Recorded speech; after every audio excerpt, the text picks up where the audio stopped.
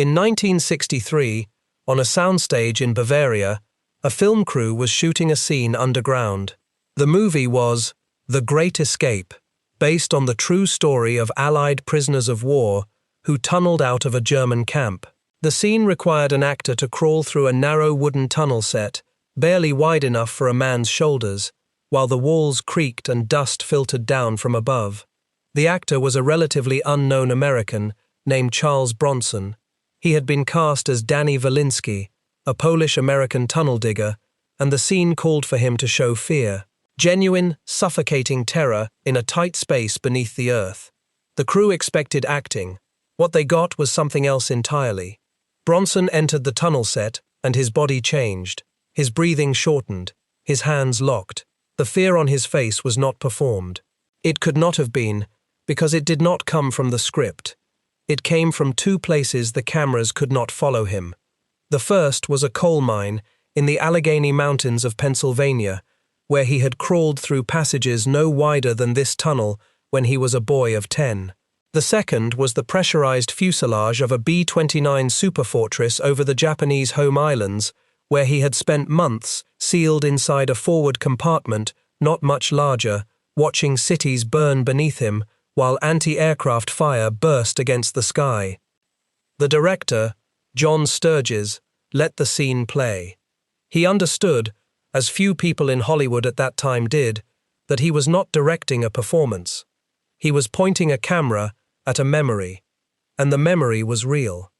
When John Huston, one of the most respected filmmakers in the history of American cinema, a man who had directed war documentaries during the conflict itself, and who later appeared alongside Bronson as a fellow actor, described Bronson on screen, he did not use the language of performance.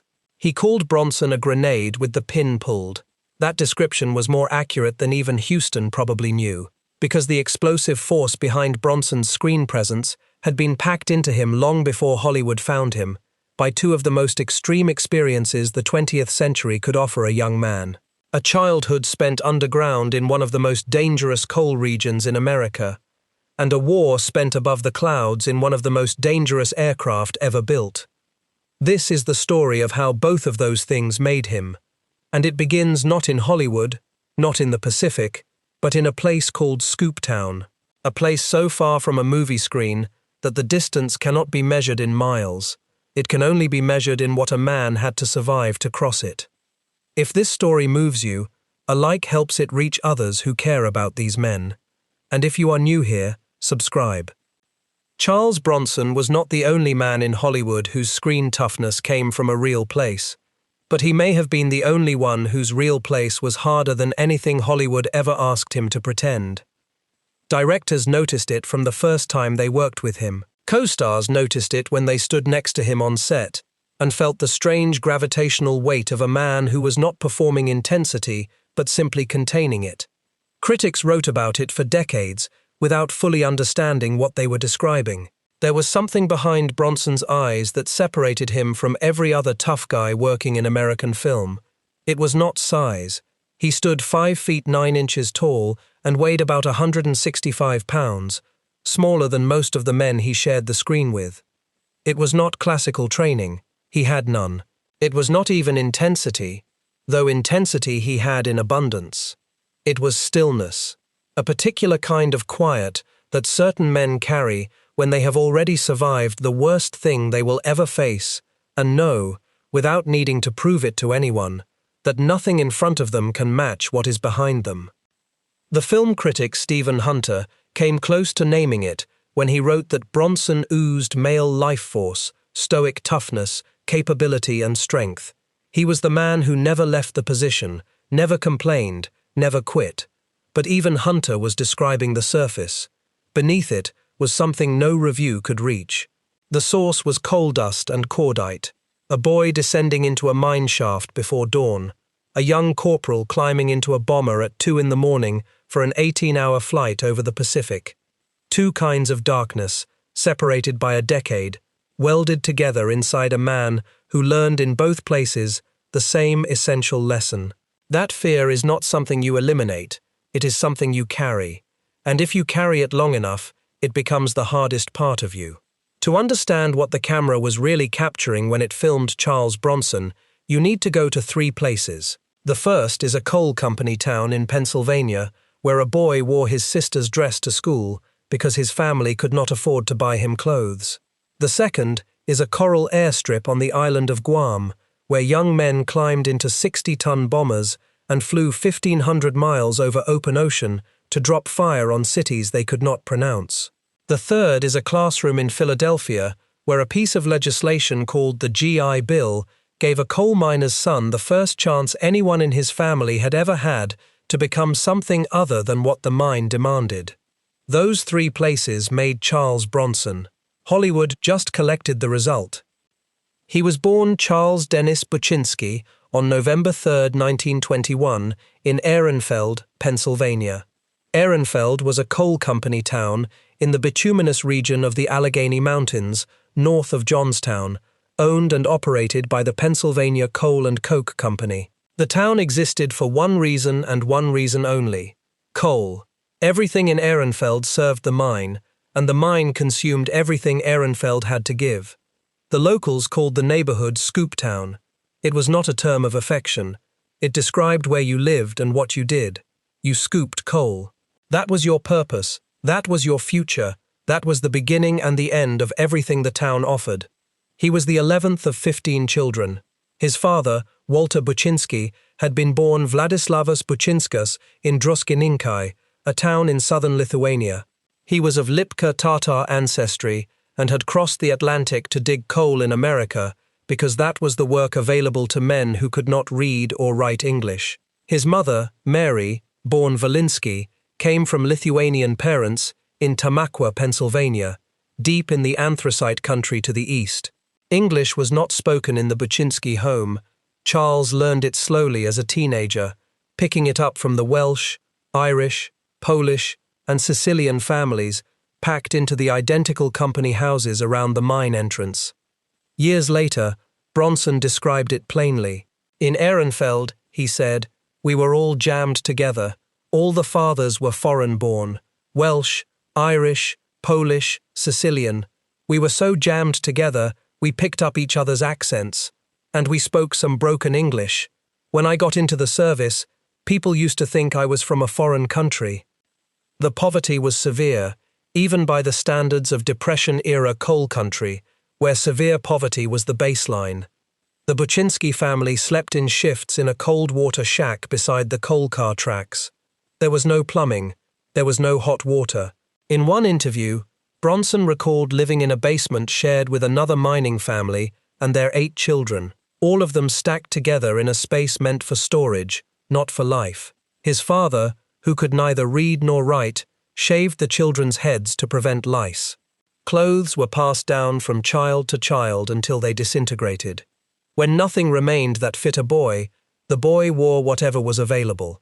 In Charles's case, that sometimes meant wearing one of his older sister's dresses to school. This detail has been repeated so often it might sound like Hollywood embellishment. It is not. It appears across multiple biographical accounts and has been attested by people who knew the family. It was not humiliation. It was not a story told for effect. It was simply what poverty looked like in Scoop Town. You had nothing, and you wore nothing, and when nothing ran out, you wore whatever someone else had discarded. His father died when Charles was approximately 10 years old. What happened next was not unusual in coal country, but it would be unthinkable in most places today. The boy went to work, not in a shop, not delivering newspapers. He went into the mine, first in the office, running errands and sorting paperwork, then underground, into the shafts themselves. He descended into the mine as a teenager, working alongside men twice his age, in tunnels where the ceiling was sometimes too low to stand upright, and the air was thick with dust that coated the inside of a man's lungs with every breath. He earned roughly $1 for every ton of coal he dug out of the seam. On good days, working double shifts, he might scrape together $1 a week. The numbers barely matter. What matters is what the work was. It was darkness so complete that a man could not see his own hand until his lamp found it. It was physical danger that came from above, from below, from the walls themselves.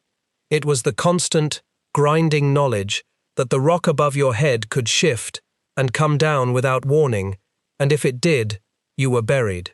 He and a brother volunteered for the most hazardous task available in the mine, removing what the miners called stumps, or kettlebottoms.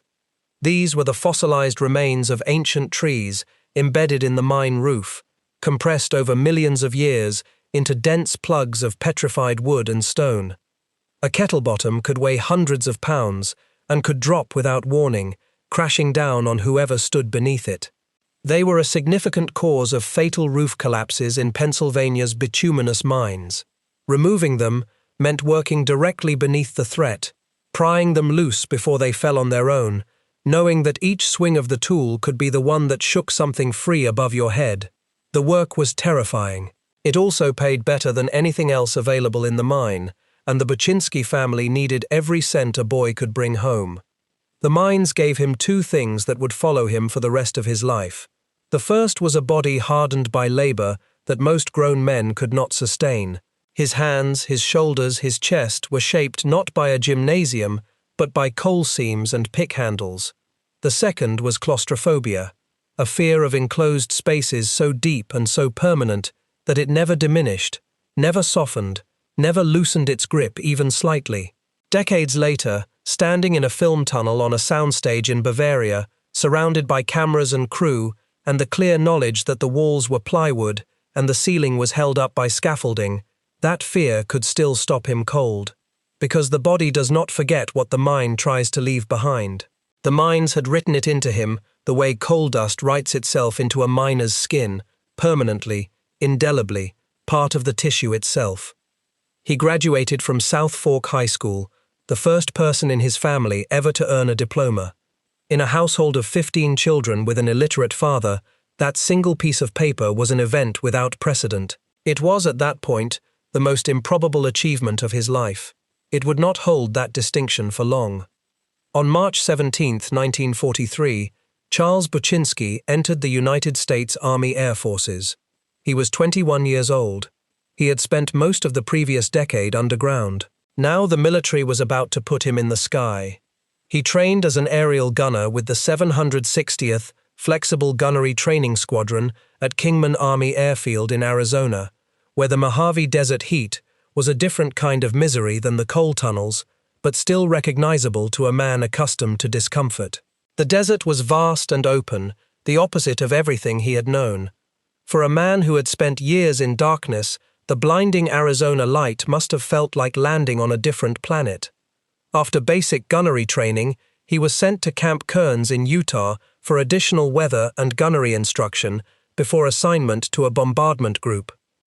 For a man who had grown up in a house with no running water, sleeping in shifts with 14 siblings, eating whatever the family could afford, which was often very little, the military was a revelation. He described his reaction to being drafted with a candor that says more about his childhood than any biography could manage. He said, "I never had it so good as when I entered the army. Men were complaining around me, but I was eating and sleeping well, and I thought, this is great. For me, being drafted was like having a fairy godfather change me into a prince." Consider that sentence carefully. A man describes being sent to war as the best thing that ever happened to him, not because he craved combat, not because he was reckless or naive about what waited for him, because war gave him 3 meals a day and a cot of his own for the first time in his entire life. That is how deep the poverty of Scooptown ran.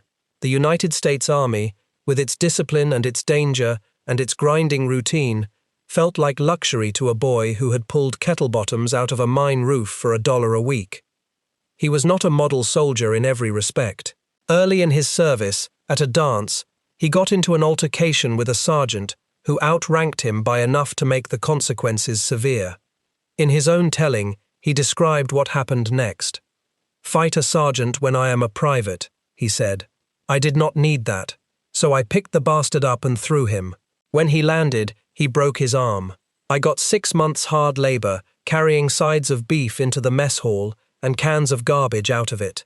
The incident earned him a punishment detail and, decades later, gave rise to a persistent rumor that Bronson had never been a combat airman at all.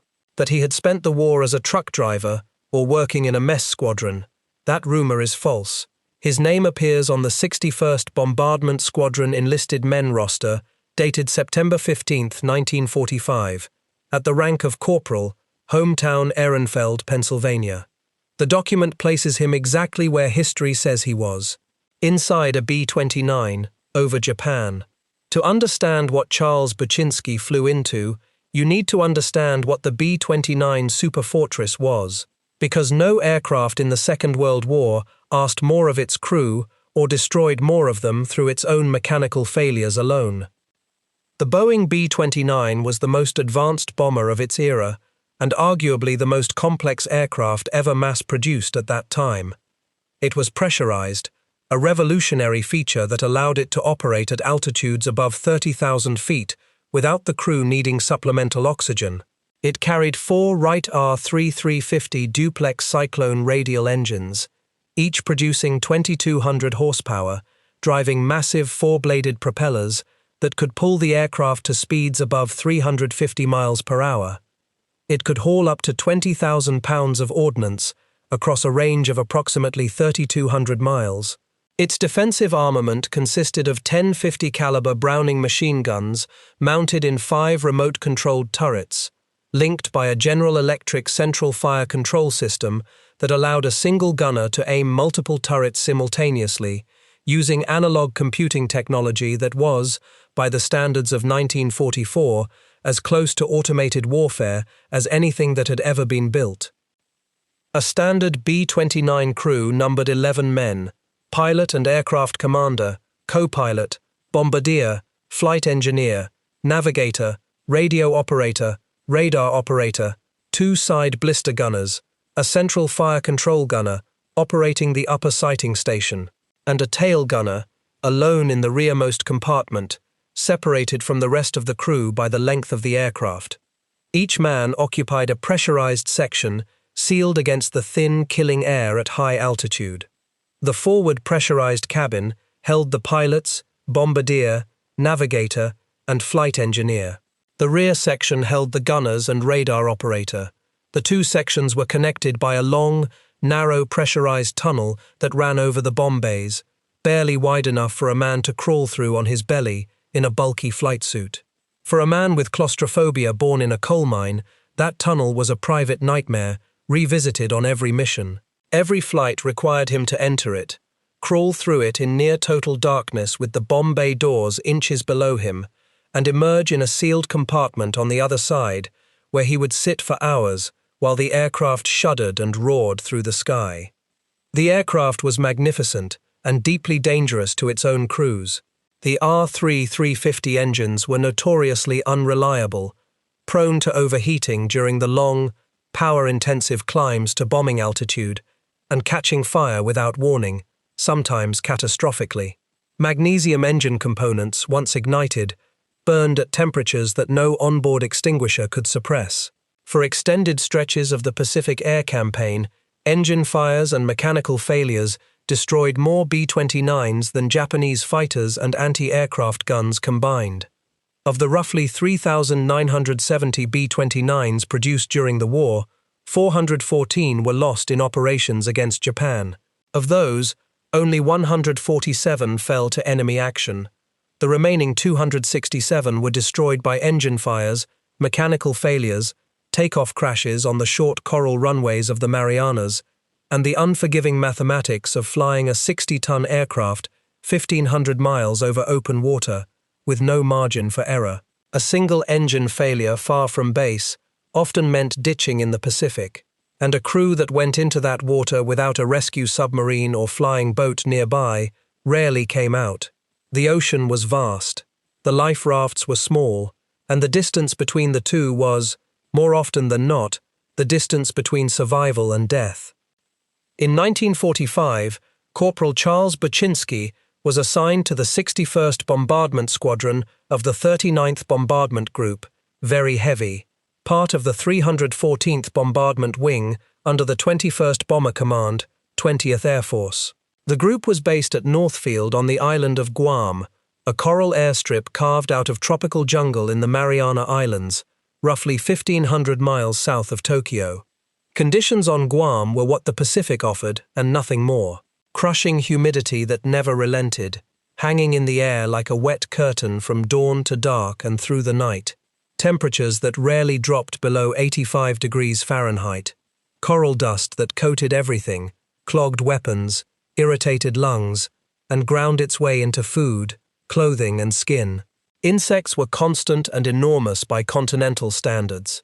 Tropical rain arrived in sheets that turned the unpaved areas between Quonset huts into ankle-deep mud within minutes, and vanished just as quickly, leaving the air even heavier than before. When the men of the 39th arrived in February of 1945, they lived in tents and built their own Quonset huts over the following weeks, moving under metal roofs by mid-March. Between missions, there was little to do but wait, write letters, play cards, and try to sleep in heat that turned the corrugated metal huts into ovens during the day. The waiting was its own form of torment. Every man knew when the next mission was coming. The briefing schedule was posted. The loading crews worked in plain sight. Every man spent the hours before a mission calculating, without wanting to, without being able to stop himself, his odds of coming back, and then calculating them again. The 39th Bomb Group flew its first combat mission against the Japanese home islands on April 12, 1945, striking the Hodogaya chemical works at Koriyama. From that point until the Japanese surrender in August, the group flew a relentless schedule of strikes against military installations, oil refineries, aircraft factories, and, increasingly, against the cities themselves. Buchinsky was assigned to the 61st Squadron's weather observation crew, flying a B-29, nicknamed Old Overcast. His aircraft commander was Captain Kenneth Trow. His crewmates included First Lieutenant John Hamilton as pilot, Technical Sergeant Donald Kit Carson as flight engineer, First Lieutenant James Ainsworth as weather observer, and Staff Sergeant John Doherty as radio operator. The crew's role was distinctive and punishing. They flew both standard combat bombing sorties and weather reconnaissance missions that preceded the main strikes. The weather flights launched at approximately 2 in the morning, when the tropical darkness was absolute and the coral runway was lit only by a line of dim lights stretching into the black. They lasted roughly 18 hours, scouting conditions over the target area ahead of the main bombing force, flying alone or in small formations over 1,500 miles of open Pacific, with no fighter escort and no support. 18 hours sealed inside a vibrating, roaring metal tube over open water, with nothing beneath them but ocean and nothing ahead but Japan. For a man whose claustrophobia had been born in a coal mine in Pennsylvania, every one of those hours was an act of endurance that no audience would ever see and no film would ever capture. His documented total is 26 missions over Japan, 21 of them combat sorties, and 5 weather reconnaissance flights. The number commonly cited in popular accounts is 25, but his own unit's records are precise. He was awarded the Purple Heart for wounds received during combat, though the precise date and circumstances of his wounding are not detailed in surviving records. What is documented, and what no one disputes, is that he flew, he fought, he was wounded, and he came home. To fly more than 20 combat missions over Japan in the summer of 1945 was to fly into the most concentrated and destructive aerial bombing campaign in the history of warfare. By the time Buchinsky arrived on Guam, Major General Curtis LeMay had already transformed the B-29 campaign from high-altitude precision daylight bombing, which the jet stream and persistent cloud cover had rendered largely ineffective, into something unprecedented in the history of armed conflict. Low-altitude nighttime incendiary raids designed to burn Japanese cities to the ground. The shift had begun on the night of March 9th and 10th, 1945, with Operation Meeting House. 334 B-29s flew from the Marianas to Tokyo. 279 of them dropped 1,665 tons of incendiary munitions, primarily napalm-based M69 cluster bombs, on one of the most densely populated cities on Earth. The resulting firestorm destroyed nearly 16 square miles of Tokyo and killed at least 80,000 people. Many estimates place the death toll above 100,000. Approximately 1 million people were left homeless in a single night. It remains the deadliest air raid in human history, surpassing the immediate death tolls of both Hiroshima and Nagasaki. LeMay himself acknowledged the moral weight of what he had ordered. He said that if the United States had lost the war, he expected he would have been tried as a war criminal. By the time the 39th Bomb Group was flying regular missions, LeMay's campaign had expanded to target more than 60 Japanese cities. Buchinsky's service sat squarely inside this sustained phase of urban incendiary warfare. The 39th earned 2 distinguished unit citations during this period, one for its attack on the Otake oil refinery in May, and another for strikes against the industrial areas of Yokohama and Tokyo in late May of 1945. The group's own mission narrative of the Yokohama raid noted that flak and fighters did not offer too much opposition, but the continual danger from thermals was particularly rough. Those thermals deserve explanation, because they defined what it felt like to fly a B-29 over a burning city. When incendiary bombs ignited a firestorm on the ground, the superheated air rushed upward with tremendous force. A column of rising air hot enough to melt glass on the ground was still violently turbulent thousands of feet above. These thermals could seize a 60-ton aircraft and throw it upward or sideways hundreds of feet in seconds, slamming crew members against bulkheads, tearing loose unsecured equipment, and stressing the airframe beyond its design limits. Pilots fought the controls with both hands. Crew members grabbed whatever was bolted down and held on. The aircraft bucked and plunged through the heated air like a ship in a storm, and below them, visible through the bomb bay and the blister windows, the city burned. The glow of the firestorms was visible for more than 100 miles. Crew members who flew the low-altitude incendiary missions described the smell of smoke entering the aircraft even at altitude, seeping through gaps in the pressurization seals. Some described seeing individual buildings ignite beneath them, entire neighborhoods consumed in minutes by fires that moved faster than a person could run.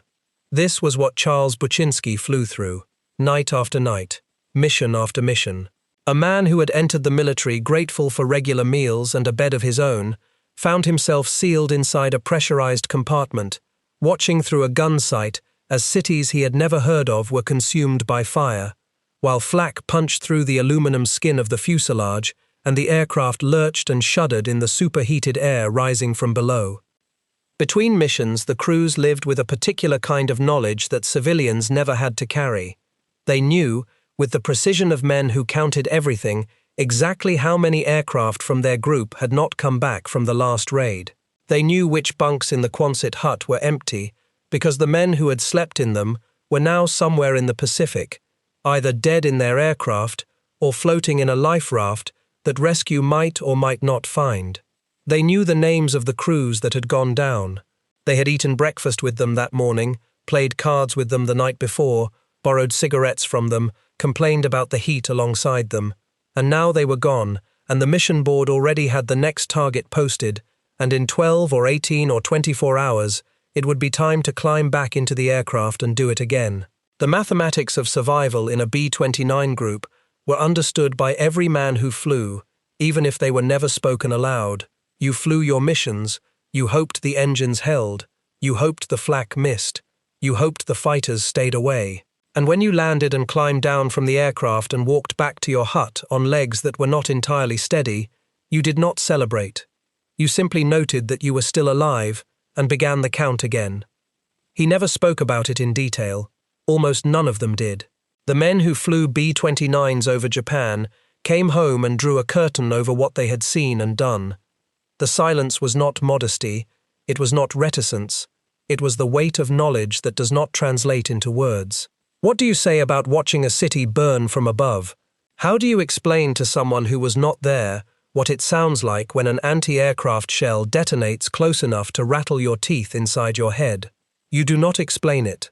You carry it, and it changes the way you move through the world for the rest of your life. It puts something behind your eyes that other people can see but cannot name.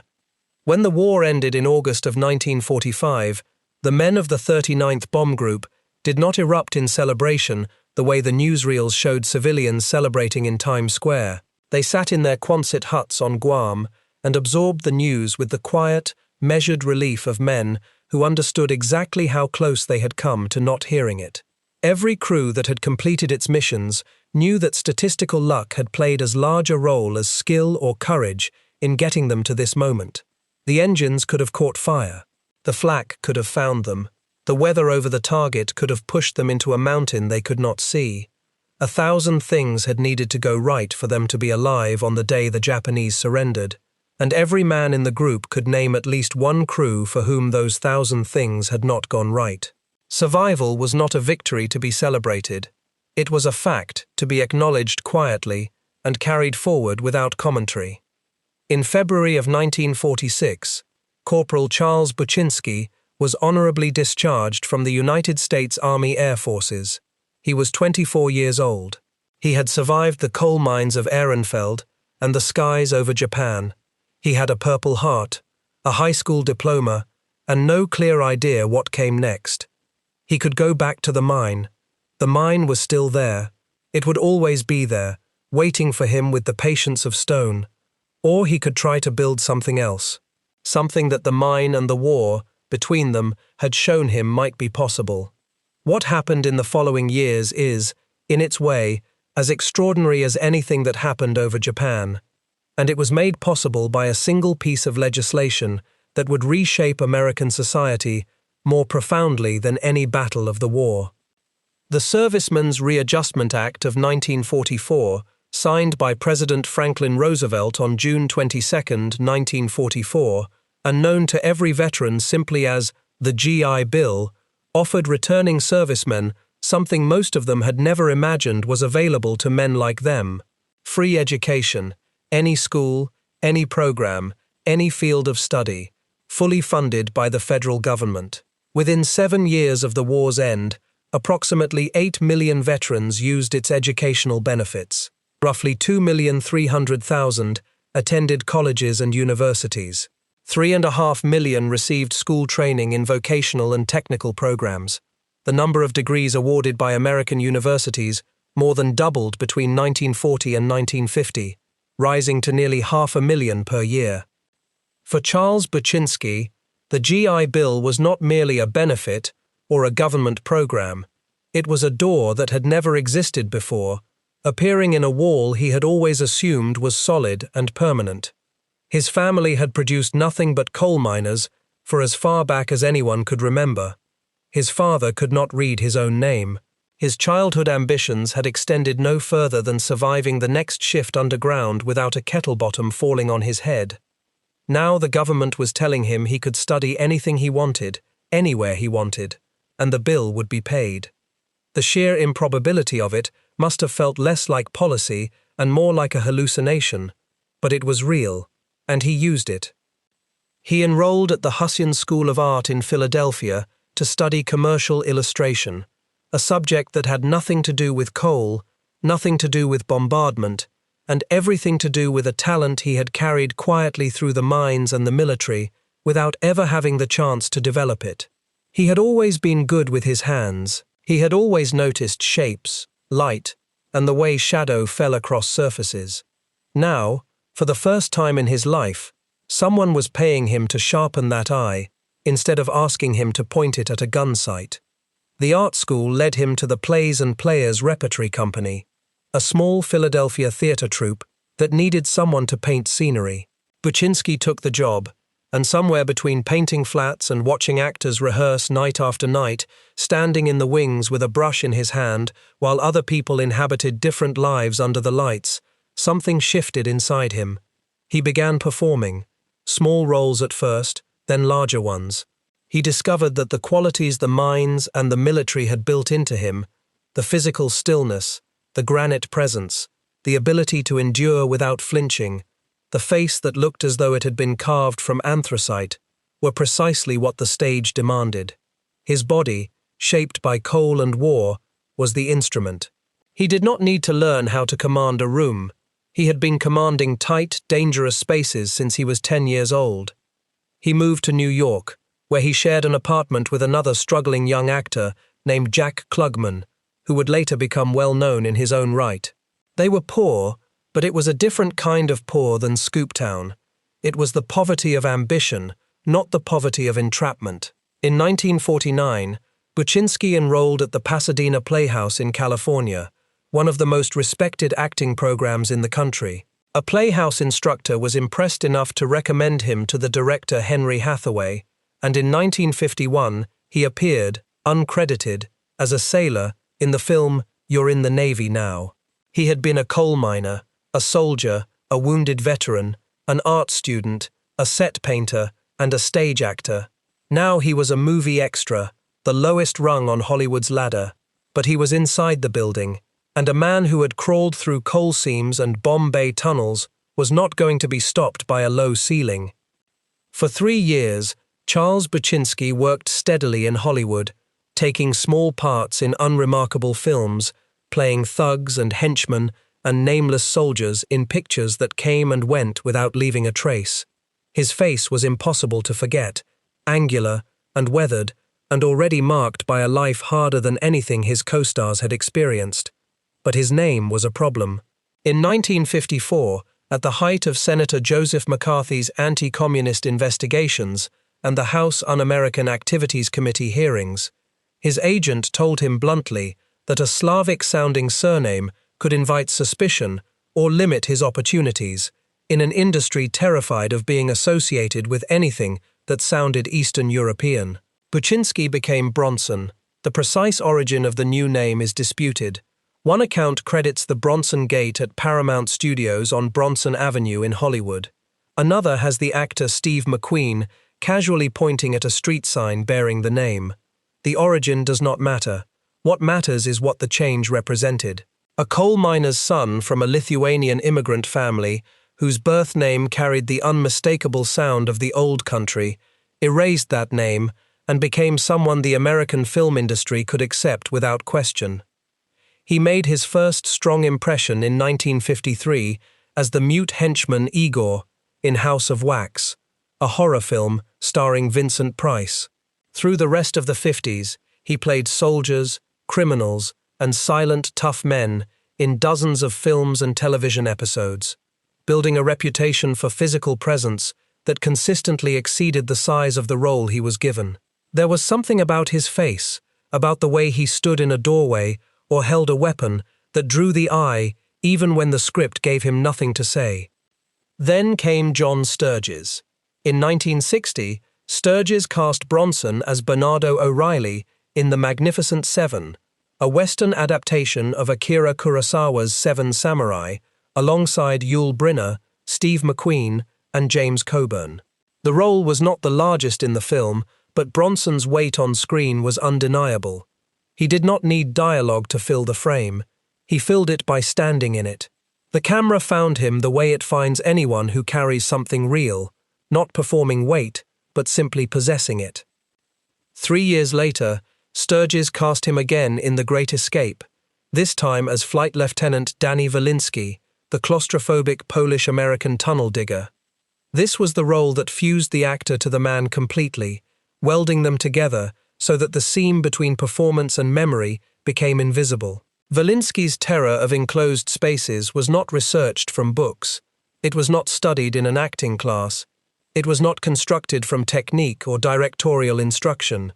It was drawn directly from 2 experiences that Bronson carried in his nervous system, written into his body by years of repetition.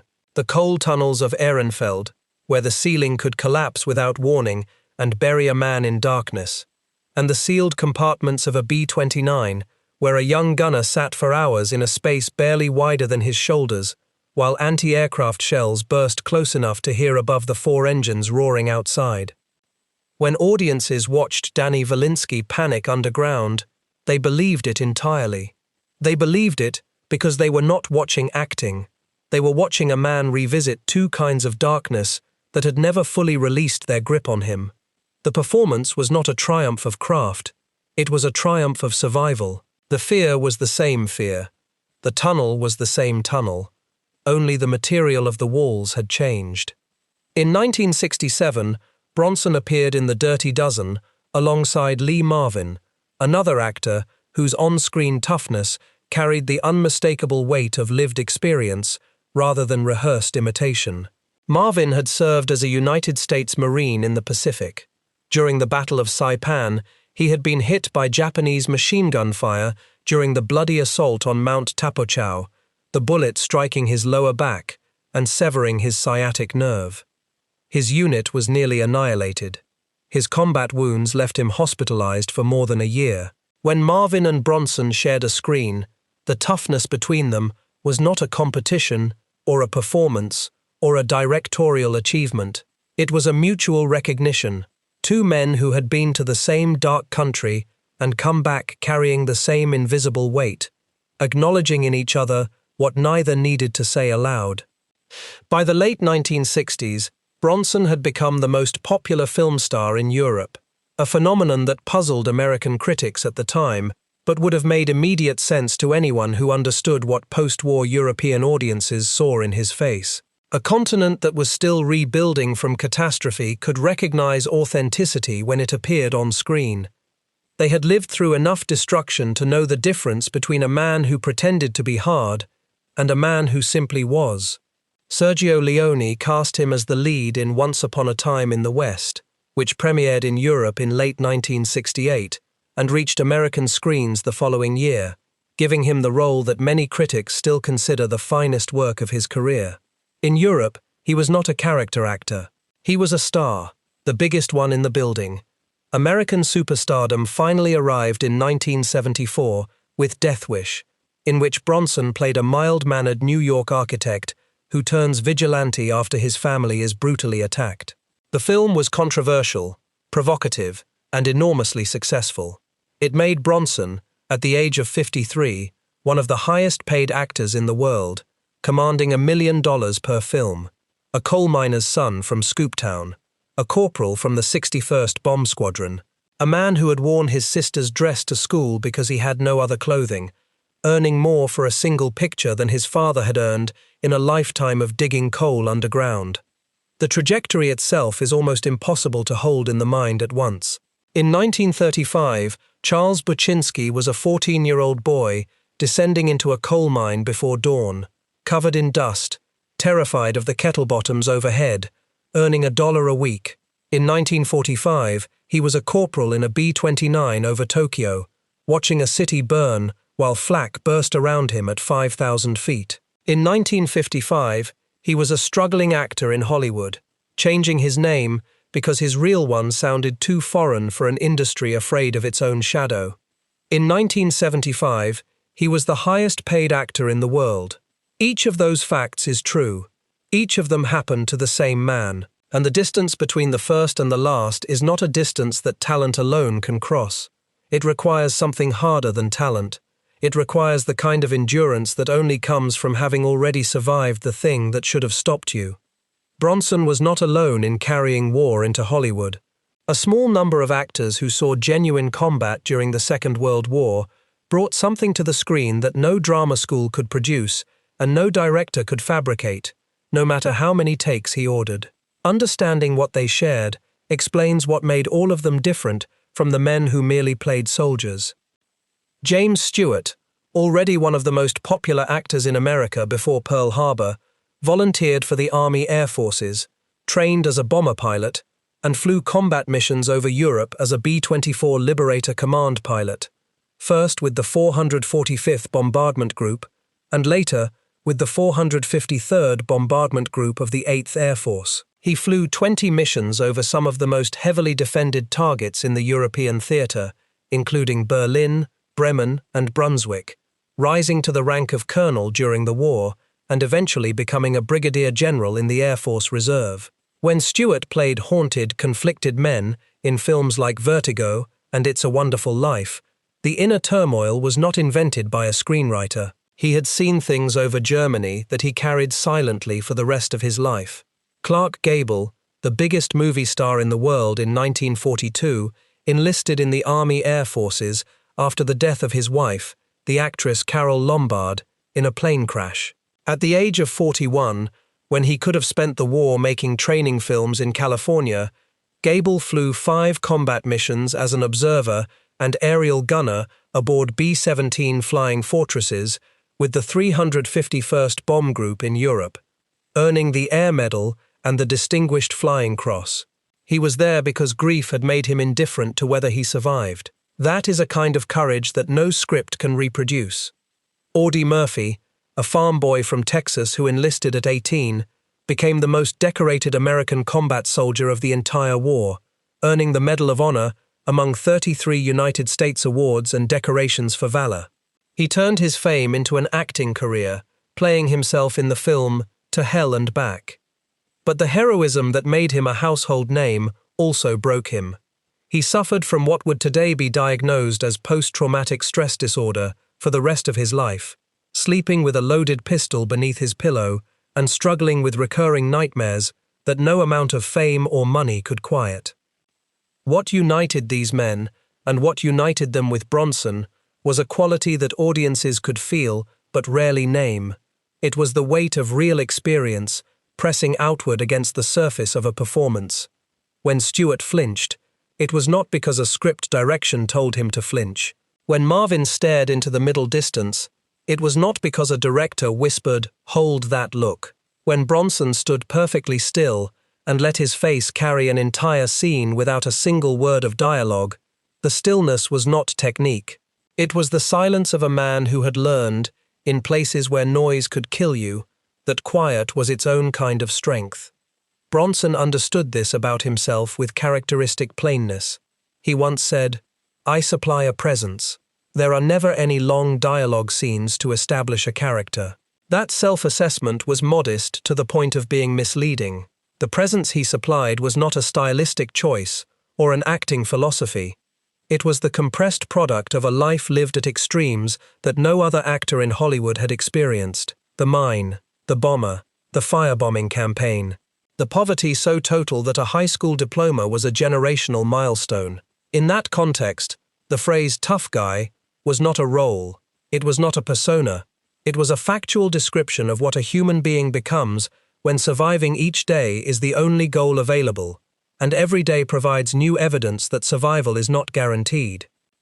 There is a larger truth inside the story of Charles Bronson, and it is the truth of what the Second World War and the GI Bill accomplished together for an entire generation of American men who would otherwise have remained locked inside the lives their geography and their poverty had assigned them at birth. Before the war, Charles Buchinsky's future was written in coal dust. He would have worked the Ehrenfeld seams until his body broke down or his lungs gave out from the dust, as his father had before him, as his brothers were doing beside him, as every man in Scooptown expected to do, until the day the mine closed or the day they could no longer climb down the shaft. The war did not rescue him from that fate out of generosity. The war pulled him out of the mine and sealed him inside a B-29 over burning Japanese cities and wounded him badly enough to earn him a Purple Heart. What actually transformed his life was what came after, a nation that recognized its obligation to the men it had sent into harm's way and offered them the means to construct lives that their pre-war circumstances would never have allowed. The GI Bill did not simply provide tuition. It demolished the invisible walls that had kept men like Buchinsky imprisoned inside the boundaries of their birth. A coal miner's son could study art, a sharecropper's grandson could attend a university, a factory worker's boy could learn engineering or medicine or law. The extraordinary expansion of American prosperity and achievement in the late 1940s and the 1950s was not a spontaneous economic miracle. It was the direct, measurable consequence of millions of young men being told for the first time in their lives that what they had been before the war did not have to determine what they became after it. The wall between the life you were given and the life you could build was, for the first time, something the government would help you climb over. Bronson was perhaps the most dramatic example of that promise fulfilled. A boy from a basement in Scooptown, pulling fossilized stumps out of a mine roof for pennies, who became one of the most recognizable faces on Earth. But he was not the only one. Across America, millions of men who had fought their way across Europe, the Pacific, North Africa, and the skies above all of them used their veterans' benefits to rebuild their lives from the ground up. They filled university lecture halls that had never seen men like them before, men with grease under their fingernails and shrapnel scars on their arms, sitting next to the sons of lawyers and doctors and learning the same material and, more often than not, outperforming them. Because the men who had survived the war brought something to a classroom that no prep school could provide. They brought urgency. They brought the absolute, bone-deep knowledge that time was not guaranteed, that life could end without warning, and that every day of peace was a gift that should not be wasted on hesitation. They carried the war with them, not as a badge, not as a story for dinner parties, as a foundation, as the lowest point against which everything else was measured. They had seen the worst that the century had to offer, and because they had survived it, everything that followed, the struggles, the setbacks, the ordinary difficulties of peacetime life, registered on a different scale. They knew the actual size of trouble, because they had already met the largest version of it, and that knowledge made them formidable in ways that had nothing to do with physical strength and everything to do with proportion. A man who has flown through anti-aircraft fire over Tokyo does not panic over a missed deadline. A man who has pulled kettlebottoms out of a mine roof does not break under the pressure of a difficult negotiation.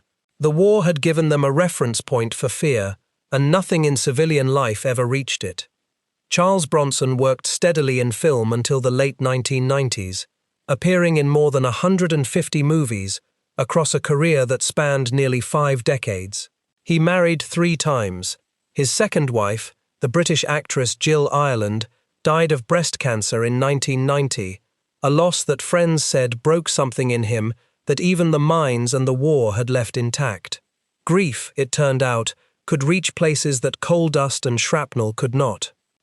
He died on August 30, 2003, in Los Angeles, California, at the age of 81.